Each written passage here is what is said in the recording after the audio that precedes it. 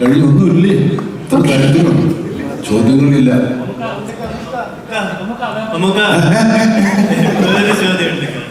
ചോദിച്ചെന്ന് പറഞ്ഞ ചോദ്യം കൊണ്ട് തന്നെ അറിയില്ല. ഒന്നോ രണ്ടോ കൂടെ ആവും, അല്ലെങ്കിൽ ഇത് വെളിപ്പായിക്കോട്ടെ.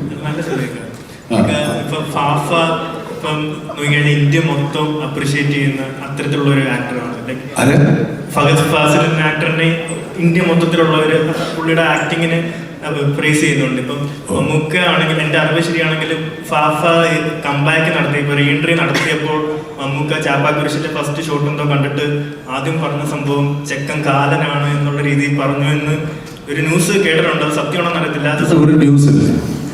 ഓക്കെ, അപ്പം ഫഹദ് ഫാസിലായിട്ട് ഈ സിനിമയിൽ രണ്ട് ലെജൻസ് വർക്ക് ചെയ്യുമ്പോൾ രണ്ടാമത്തെ സിനിമ മൂന്നാമത്തെ സിനിമ പറ്റിയാണ്.